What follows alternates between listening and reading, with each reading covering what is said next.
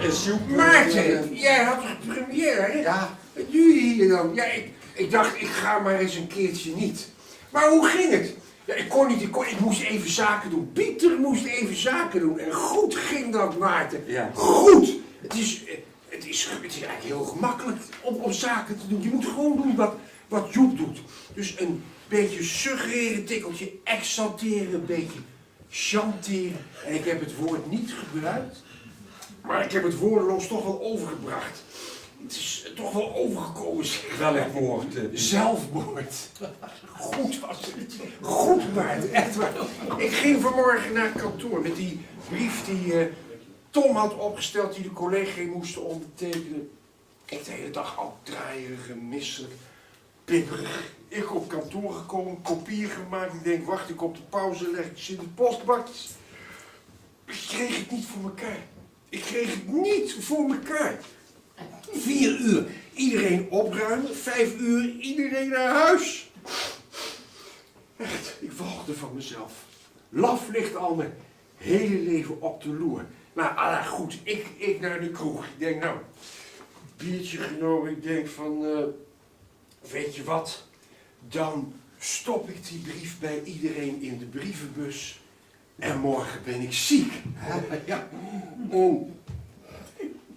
Kom ik aan bij het eerste adres, wil ik die brief in de bus gooien. Hebben ze me al gezien binnen. Ja. Dus die deur wordt opengetrokken. Dus ja, wat moest ik? Ik zeg, ja, kom iets afgeven waar enige toelichting benodigd is. Nou, ik ben binnen. Kinderen aan tafel met ganzenbord. De kinderen van mijn collega spelen ganzenbord. Ja, digitaal. 2018, nee, gewoon bordkarton, ganzenbord. Nou ja, afijn, goed, ik binnen, ik in de bank, alles vertellen. Iedereen weet natuurlijk al lang dat het speelt, dat ik ze moet teruggeven. Maar ik dacht, gevoel. Dus ik begin, als het ware, een soort van opsomming van feiten. En gaandeweg dacht ik, duimschroeven, gevoel. Dus ik begin een soort van trillen. En daarna een soort van snikken. Die kinderen schrokken zich rot. Dat is nog eens wat anders dan je gans in een put. Een snikkende meneer naast papa op de bank. Goed, en al die tijd zat dat ene woord als een soort van uitgangspunt, zeg maar, in mijn hoofd. En hij tekende.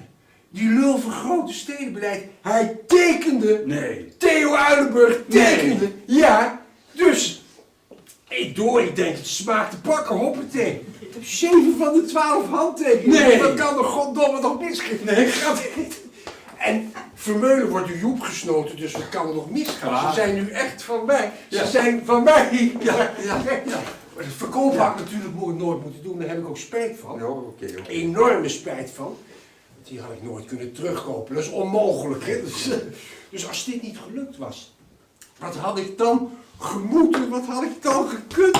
Dan had ik bij Tom, ja dank je, op een kamertje gezeten met een schuldsanering en een veroordeling. Dat moet je er ook niet aan denken, het is gelukt, goddomme. Maar jij had première. Ja. Wat doe je dan hier? Ja. Ging het niet goed? Jawel. Oh, Jawel. gingen ze staan? Och man, ovationeel applaus. Ja, Ja. dus je bent wel tevreden. Ja, nou eerlijk gezegd dacht ik af en toe, waar gaat het eigenlijk over? Ja. Daar heb ik nooit geen last van gehad. Nee. Maar ik ben geïnfecteerd door jullie ogen. Jullie burgerlijke en afgetrapte manier van kijken. Ja, maar verder ben je wel tevreden, zeg Ik kon dus geen touw aan vastknopen omdat ik de hele avond in de bekrompen ogen van Joep heb zitten kijken. Ja. Nou, dan wordt er dan gewoon vormelijke onzin wat ze staan te doen, hoor. Ja, dan is alles naar Mary Poppins vormelijke onzin. Ja. Hey, en toen Laura, man, ik zat hem te knijpen, jongen. Was ze erg bloot? Ja, het gaat over een ontmaagding, hè. Ja, daar gaat die hele scène over. En tekst is niet belangrijk, hè. Bewust onverstaanbaar, hè. Het gaat erom dat dat meisje, zeg maar, door die man lichamelijk en geestelijk wordt ontmaagd. En ze wordt volwassen en vrouw. Oh jee. Ja, en ik kwam er notabene zelf helemaal niet uit. Nou, zij, Laura, heeft dat verzonnen, hè? Als beeld, als metafoor voor die ontmaagding, hè? Dus goed. Toch niet met liters bloed of zo, hè?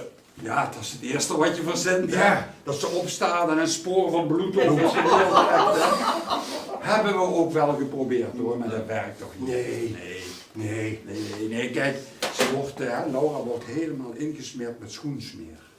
Bruine schoensmeer, daardoor ook gelijk metafoor voor de vrouwelijke onderdrukking. Ja, kijk, ze is dus helemaal bloot, maar van top tot teen bedekt met die schoensmeer. Ja. En terwijl hij haar dan verbaal, zeg maar, ontmaagd, overrompeld, verkracht, pakt hij een tuinslang. Oh, ook een metafoor, die tuinslang.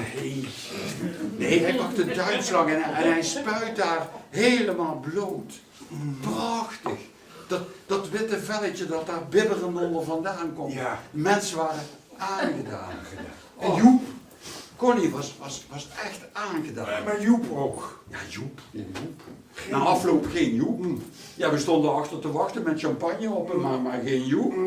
Ja, Connie in tranen, Laura in tranen natuurlijk. Ja. En het is toch haar vader. Ja. Connie niet, Connie was trots. Maar geen Joep, geen papa. Nou, ja. En toen zei Connie dat hij misschien al weg was. Ja. Nou, hier is hij niet. Ja, maar ik moet hem wel nog even hebben. Hè. Ja, maar hier is hij dus niet. De ellende is Laura, hè. Laura pikt het niet. En ze lijkt op Joep. Ze ontplofte zo wat toen ze hoorde dat hij al weg was. Ja, nou, het lijkt me toch meer iets tussen vader en dochter. Maarten, misschien jij weer naar je feest, kan ik ook weer verder, hè? Ja, Laura, hè. Laura is zo loyaal aan mij, hè. Maar die pikt dit echt niet. Dus ik moet Joep spreken voordat zij hem ziet, hè. Om het een en ander een klein beetje te nuanceren, snap je wel? Maarten. Ja. Jij was toch impotent? Ja, wat ik gisteren zei, hè. Ik kan het niet meer. Ik kan mezelf niet meer geven, hè. Het ding op zichzelf spreekt me nog wel aan, hoor. Maar, nee. Kijk. Het is wel lastig. Laura, ja, ik kan het niet meer. En weet je, daar word ik krankzinnig van. Ja, nee, kijk. Altijd, hè, wie er ook voor je staat, hè, altijd hangt er een prijskaartje aan. Kijk Pieter, en daar krijg ik nou een slappe van. Ja, altijd, hè, dat gezeik achteraf, man. Daar word ik zo gek van, hè. 1, liefde voor altijd. 2, exclusieve vriendschap voor eeuwig. 3, een soortement van artistiek compagnonschap. 3, de vanzelfsprekendheid waarmee zo'n meisje dan denkt dat je een keer met haar geneukt hebt, dat je dan 6 weken met haar naar Mexico moet. 6 weken. En dat wordt dan super! Pieter, ze doen erge dingen. Ze doen hele erge dingen. En waarom moet ik daarmee worden lastiggevallen? Kijk, en als hier dan zo'n hoer rondloopt hè, met een echt prijskaartje, waarop duidelijk leesbare afspraken die geen gemits en gemaar als gevolg hebben, ja, dan wordt deze jongen enthousiast. Ideaal soort duidelijkheid voor mij. Maarten, heb jij het echt met Laura gedaan? Laura is een heel ander verhaal. Laura is de eerste, misschien wel de enige die dat kan. Nee, Laura heeft iets joeperigs. Goeie seks, that's it. Ze wil ook nooit blijven slapen. Nee, Laura is helemaal oké. Ja, nu is ze dan een klein beetje emotioneel, omdat ze vindt dat haar vader mij beledigd heeft. Is eigenlijk ook wel zo. Maar als zij hem dadelijk alle 4 de hoeken van de kamer laat zien, hè, dat kan ze. Ja, dan komen Joep misschien toch dingen te horen, dan is het wel zo handig dat ik dat even genuanceerd heb, snap je wel? Maarten, Laura is het kind van je vriend. Kind. Ze is 18. Ja, Pieter, die leeftijd tegenwoordig, dat zegt toch allemaal niks meer. Je had het goddomme niet moeten doen, man. En Joep dan? Voor Joep is de brievenbus nog niet eens veilig. Weet je wat jij moet doen? Je moet eens met Connie praten. Maarten, ik heb nog nooit een vriend de deur gewezen, maar dat gaat toch maar nou wel gebeuren. Ik wil er niet bij zijn als Joep jou eens ziet. Opzouten, donder op, wegwezen. Ja. Maar weg Maarten, kom op. Goed zo. Niet weggaan. Waar is Tom? Kwijtgeraakt, ergens in de binnenstad, weet ik veel, kwijtgeraakt. Misschien dat dit er niet meer tegenkomt. Zou me ook niks verbazen, zeg. Jongen, was ik overstuur, zeg. Hey, Joep. En nog hoor, nog. We hebben gelopen. Gelopen, Tom en ik. En opeens was hij weg. God, Maarten, je had het nog zo gezegd. Oh. En ik werd er toch totaal door overvallen. Ik zag haar en ik wist meteen hoe het zat. Ja, maar waar is Tom nou? Tom is nog niet op orde. Waar is hij nu? Ik weet het echt niet, Piet. Ik weet het echt niet. Ik liep te snotteren en te doen en... Ja, toen opeens was hij weg. God, Maarten, hoe ze daar zat. Ja. Je gaat hem zoeken, lul. Tom mag nog niet alleen de binnenstad in, dat kan niet. Joh, Tom is 52. Ja, en in de war. Ja, maar ik toch ook. Ik toch ook, Piet. God. Ik keek en je had gezegd ze zit op rij 1, maar daar zat ze helemaal Nee. niet. Ze zat op het zijbalkon. Ja. God, alle Jezus, dat pakje dat ze aan had. Is dat nieuw of zo? En ze lijkt ook wel 10 kilo afgevallen. En dat kapsel. Is ze naar de kapper geweest? Connie. Ja, Connie, ja. Ja, in dat pakje zo trots en recht. En met Teddy, Bram en Misha naast zich. Ook al van die leuke kinderen om te zien. Ja. Ja, omdat ik dacht dat ik naar een vreemde vrouw zat te kijken. Want ik had mijn bril niet op en het was donker natuurlijk. Ja. Omdat ik dacht, ja, toen zag ik het ineens. Jackie Onassis. Ja, en ik was verliefd op Jackie. Ik had als jongetje die poster van Jackie met de kinderen bij het graf van John, weet je wel.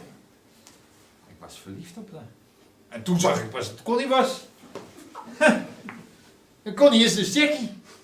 Ja, en jij bent Joep F. Kennedy. En je roept, ik ben een Kloaka, waar je gelijk in hebt. Ik keek en ik dacht, daar zit mijn vrouw, daar zit de moeder van mijn kinderen. Dat is mijn gezin. Morgen ben ik minister. Maar die minister hoort bij dat gezin. Waar ben ik in godsnaam mee bezig? Echt een vrouw voor mij. Ja, en toen Laura.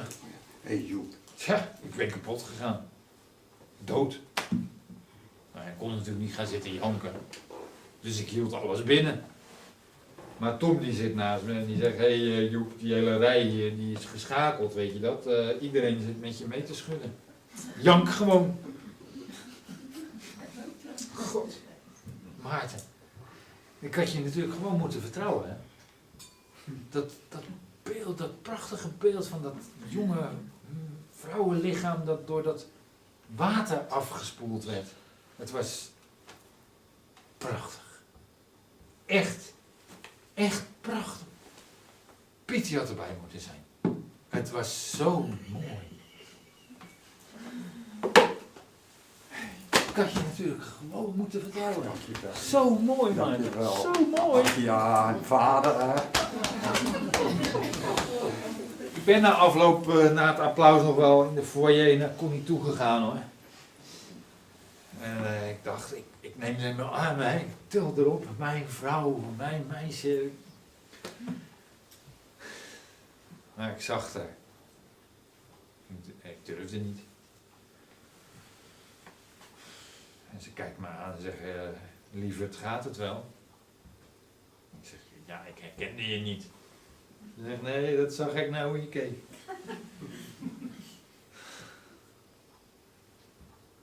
En ze legt een hand op mijn arm. En zegt heel zachtjes in mijn oor. Het mooiste cadeau dat jij me hebt gegeven, is dat je bent weggegaan. Wat goed dat je die moed hebt gehad. Het was totaal op tussen ons. Oh. Ja. Ja. En toen liep ze weg. Met de kinderen. En die zwaaiden nog vrolijk. Dag pap. En toen, alsof er met een onzichtbare schaar met zo'n grote hand knip werd gedaan. Ik hoorde het geluid in mijn hoofd. Knip! Toen werd het helemaal zwart. En toen met van die grote reclame letters. Joep Koreman, minister Buitenlandse Zaken. 4 kinderen. Gescheiden. En Tom stond daar al die tijd bij. En Tom die heeft me mee naar buiten genomen.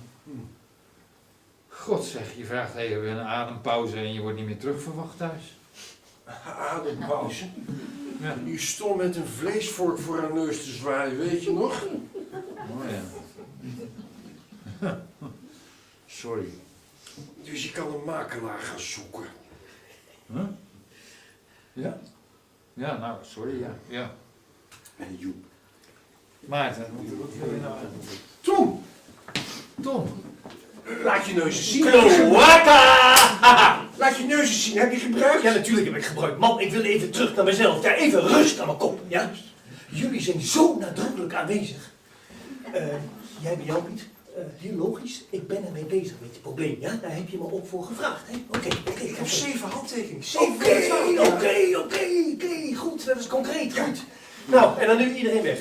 Ja, jij natuurlijk niet, want jij woont hier, maar... jij, Maarten, jij, Joep. Ja, jullie moeten weg. Ja, ik kom nog maar net uit het gekkenhuis, hè. Dat was jullie zeker even ontgaan. En ik wil niet wrokkig zijn. Waarschijnlijk heb ik het mezelf allemaal aangedaan, maar als wij hier zo blijven, dan gaat het mis. Wij zitten in een soort... vicieuze cirkel van negativiteit. En daarbij is Piet zijn probleem concreet en al bijna opgelost. Maar jouw toestand, Joep. Weet je wat ik het vind? Erg. Heel erg. Tom, rustig. Alles is al goed. Alles komt goed. Piet en ik. Wij komen er echt wel uit. Hè? Maar jij, Maarten, en jij, Joep? Laat ik het zo zeggen. Ik kan er even niet zijn voor jullie. Sorry. Hé, wat vond je er eigenlijk van? Of was het weer kut? Nee? Deed je wat? Nou, Hè? Joep naast mij zat voor heel de rijk te voelen. Dus ik ben er eigenlijk niet zo aan toegekomen. Maar ik dacht wel, hè. Die Maarten. Die is niet gelukkig. Morgen huur ik wel een appartement. Ik koop wat. Gewoon wat er vrij is. Ja, wat zal ik er zijn? Morgen ben ik weg, Piet. Ik stond erbij toen je Connie liet gaan. Dat moet je niet vergeten. Ik vind het best, je zoekt dat maar uit. Connie liet gaan? Je hoorde toch wat ze zei? Ik word niet meer terugverwacht thuis, hoor. Iedereen is er flink van opgeknapt dat ik ben weggegaan. Iets lul. Wat nou? Iets lul. Wat Een excuus. Had er ontvoerd. Zoveel rozen als je kan dragen. Had er ontvoerd. Had er de schouwburg uitgesleurd. Had er vastgepakt. Was met haar gaan dansen, gaan eten. Had er naar zee gereden. Had er gedragen. Had gezegd, wat ben je mooi. Had je kinderen gezoend. Had gezegd, ik ga dood zonder jullie. Ik wil naar huis. Je stond naar je kinderen te kijken als een vrouw naar een potje voetbal. Had toch iets gezegd, man. Iets gedaan. Ja, nou, ik kwam er niet op. Ik kwam er gewoon niet op. Maar dat kan toch nog wel? Toch nog wel. Nou ja, je hoorde toch wat ze zei? Goed dat je opgedonderd bent. Het was totaal op tussen ons. Dat zei ze. Maar ze bleef staan. Ja, dus? Moet ik nou echt alles uitleggen? Ze bleef staan. Dus. Ze wachtte op iets van jou, lul. Ze heeft een minuut naar jou staan kijken. En jij zei niets. En toen pas, vanaf dat moment, vond ze het goed dat je opgedonderd bent. Wat had ik dan moeten zeggen? Connie, mag ik alsjeblieft terugkomen in mijn eigen huis? Bij jullie. Bij jullie? Ja, mag ik alsjeblieft terugkomen bij jullie? Oh, wat start mijn tekst? Ja, dan had zij haar randvoorwaarden benoemd. Dat je meer thuis bent, niet meer vreemd gaat. Ja. Ik heb het niet gezegd. Nee, ik heb het niet gezegd. Nee, je hebt ik heb het niet gezegd. Je hebt het niet gezegd. En ik wil dus niet meer met je door de stad slenteren. Ik wil het niet meer. En naar je gesnotter luisteren, godverdomme. Ik wil het niet meer. Piet en ik. Wij moeten voorwaarts. En jullie trekken ons achterwaarts. Nou, ik ben zo weg. Ik ga terug naar mijn mensen. Mijn publiek wacht op mij. Het is mijn feestje. Goed. Hé, Tom. Sorry dat ik er niet was. Toen. Ja, en die kans krijg je dus nooit meer. Nou, Maarten, fijn feestje, hè? Ja. En de groeten aan Laura. Laura. Maarten, Ja? kan jij het haar uitleggen? Ja? Wie legt het eruit? Super. Nou, ga maar. Ja, Ga maar uitleggen. Dankjewel. Kom, weg. Goed. En nu onze zaak. Onze zaak is namelijk nog niet rond. Joep, jij zal die formule nog laten bewerken. Ja. Zit daar beweging in? Ja, zeker. Ah! Ik kan vannacht toch nog wel hier blijven. Ja. Want ik heb morgen dat gesprek met die formateur, weet je. Super.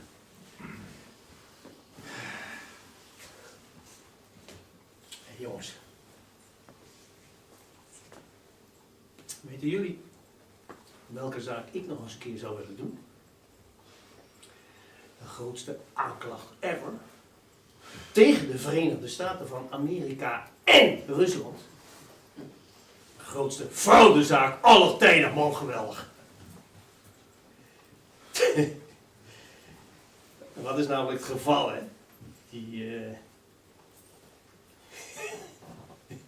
Die maanreizen. Totaal flauwekul. Totaal flauwekul, dat kan helemaal niet. Dat kan helemaal niet, de maanreizen. Dat kan helemaal niet, die waar. Tom. Nee, dat kan helemaal niet. Tom. Tom. Volgens mij begin je een beetje te fragmenteren. Ga lekker slapen. Op de mat. Dat kan helemaal niet. Ga lekker slapen, joh. Slapen. Ja. Ik ga liever nog even een rondetje maken. Nee, dat gaan we nou eens niet doen. Zeg nou eens gewoon nee, lul. Hè? Niet doen. Morgen, ja. Nee.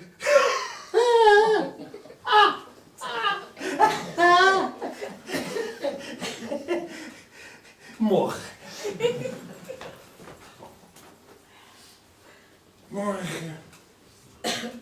Piet, morgen.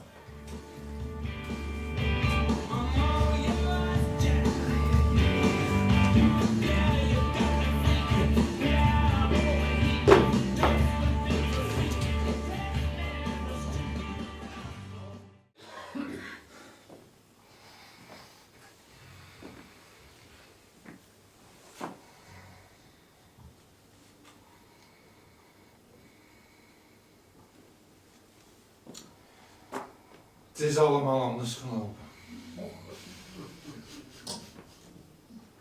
Alles loopt voortdurend helemaal anders. Maar dit heeft niet alleen consequenties voor mij. Je moet het afblazen, Tom. Moet afgeblazen. Ik kan me niet permitteren om zo mijn aanstelling te beginnen.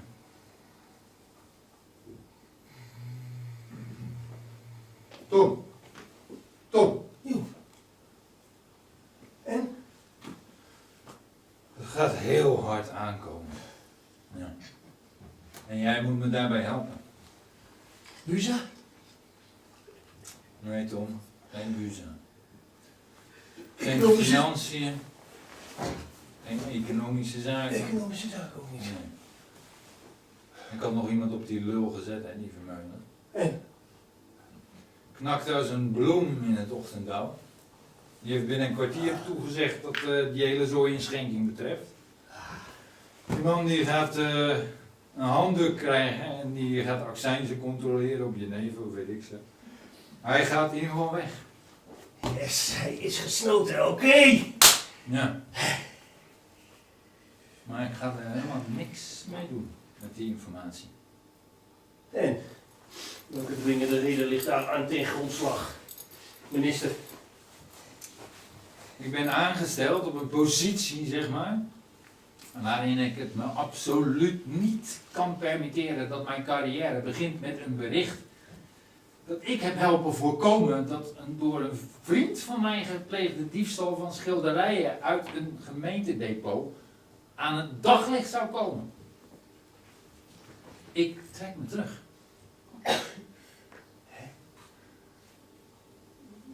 hoezo trek jij je terug? Ik bedoel,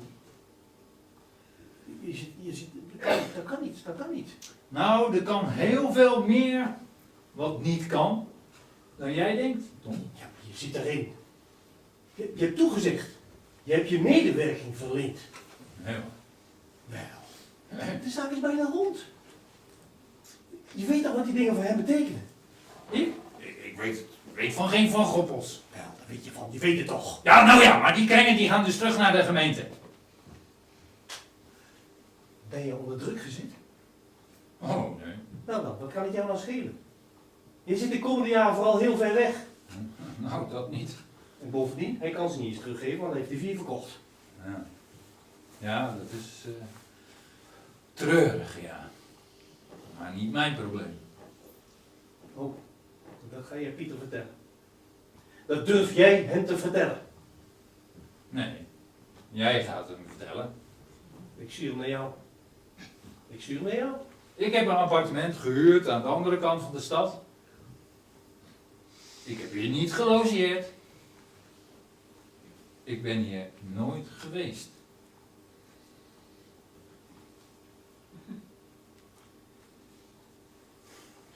Luister, Joep.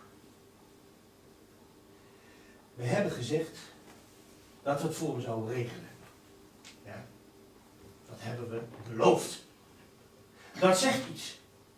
En daar houden wij ons aan, oké? Afgeserveerd. Wie? Wat is er gebeurd bij die formateur? Iemand met meer airmiles dan ik is op Buza gezet, weet ik veel. Ben je gepasseerd? Nee. Neergezet. Geparkeerd. Geen buitenland. Cultuur! Cultuur? Ja. Jij? Minister van Cultuur? Staatssecretaris! Jij? Cultuur! Wat een blamage zeg. Ik heb nu natuurlijk wel tijd over. Misschien dat dat nog Connie enigszins op een... Laat je Pieter daarom vallen? Ja. Natuurlijk. Ja, het mag toch nog wel zo'n lulbaan zijn. Maar ik kan natuurlijk niet aan beginnen als mijn kop al in een strop hangt. Hè? Kerstverse staatssecretaris van Cultuur. Verdedigt oude studievriend. Die 8 kunstwerken van de gemeente heeft verduisterd. Verduisterd? Ja, verduisterd. Maar wat wil je nou? Dit was het, Tom. Dit was het dan. Dag, Tom. Dat kloaka. Was dat nou echt iets?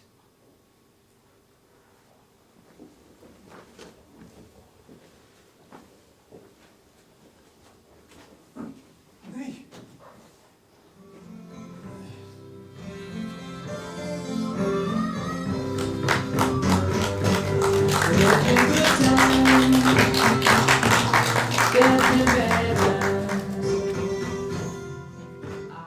Hey, dus mijn Joep moet nu gaan bepalen of ik nog wel toneel mag maken zoals ik het wil maken. Ja. Nou, maar gewoon een beetje meer afstand nemen van Laura dan misschien, denk ik. Pieter gaat zo meteen thuiskomen. Laffe lul, Joep. Hoe moeten we het zeggen? Moet het gezegd? Ja! Heeft toch al die handtekeningen al? Was dit genoeg? We moesten een bekentenis hebben van die Vermeulen. Die lag in de handen van Joep. Geen goed. Hij moet hij dit wel allemaal gaan verkopen. Tot aan zijn dood op een huurkamertje en de rest van zijn leven afbetalen. Hij moet er 4 terugkopen. Daar kan die eigenaar voor vragen wat hij wil. Godver, daar zit hij wel goed in de tang, hè, die Pieter. Ik zal hem nooit laten vallen. Wat ga je hem zeggen? Ik zal altijd zal ik contact met hem blijven houden. Je hebt liever dat ik erbij blijf, hè? Joep heeft een mes in de hand geduwd. Hey, misschien gewoon recht voor zijn raap zeggen hoe het zit. Ja. Ja. Hé, Tom. Ja. Is er nou geen andere oplossing? Mag ik even... Nee. Nee, Niet weggaan nu. 20 minuten. Niet weggaan. Nee, ik zal het doen. Ik zal het zeggen. Maar even weg. Even weg. Zo terug. Ja? Tom! Tom!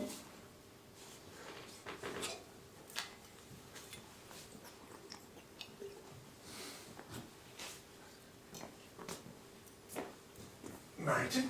Pieter? Is Tom niet thuis? Jawel, maar heel even weg. En wat doe jij hier dan nog? Ja. Er is hier iets veranderd.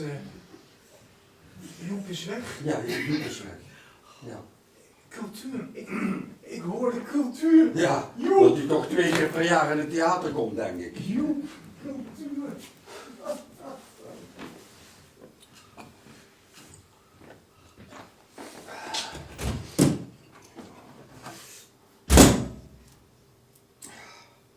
Het is net of ik bij jou op bezoek kom. Ja. Dat je er daar niet op gerekend hebt. Ja. Voor de draad ermee, Maarten. Wat is het? Oh, Laura. Vroeging. Ja, joh. Je vindt mij een lul, hè? Nou jongen, dat is ook zo. Nou, lul, geen lul. Maar ik ben niet laf.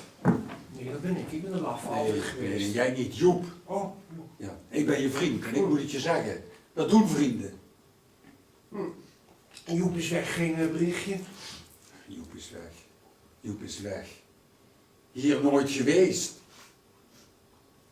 Nooit geweest. Kijk. Je gaat me nu niet vertellen dat hij me laat vallen, hè? Het schoot even door mijn hoofd, maar dat zal toch naar alle waarschijnlijkheid een vergissing zijn. Want cultuur, zijn spullen weg. Jij die hier bent om mij iets mee te delen? Ja. Dat kan niet. Dat kan niet. Jij zou niet degene zijn die me dat zou meedelen. Ik doe het. En ik kan het. Nee, ik denk niet dat Tom dat goed zou vinden.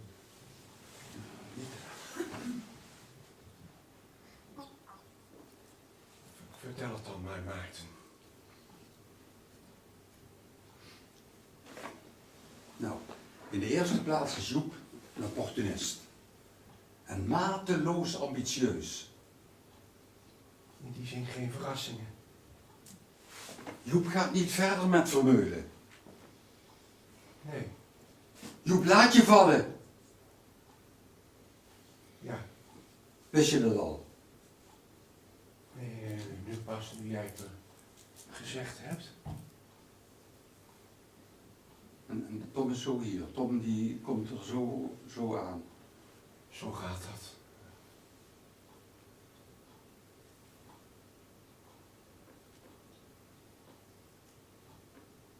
Mooi aan Van Goppel was dat hij zichzelf altijd overprikkelde voordat hij begon met schilderen. Oh. Dat was nodig. Die overprikkelde toestand was nodig om tot die extreme beeldende activiteit te komen. Ja. Hij was vaak depressief. Ja. Omdat hij schilderde en schilderde, laag over laag, en nooit wist hij wanneer het af was. Hij kon er geen afscheid van doen. Wel van het werk, maar niet van het schilderen. Hé, Pieter. Een en ander heeft natuurlijk wel behoorlijke financiële gevolgen voor je leven, hè? Maar ik kan je wel wat lenen, hoor. Op termijn, lenen. Renteloos. Een tonnetje of zo. Eindelijk dan, Maarten. Eindelijk een emotie weten te uiten. Een gevoel tastbaar maken.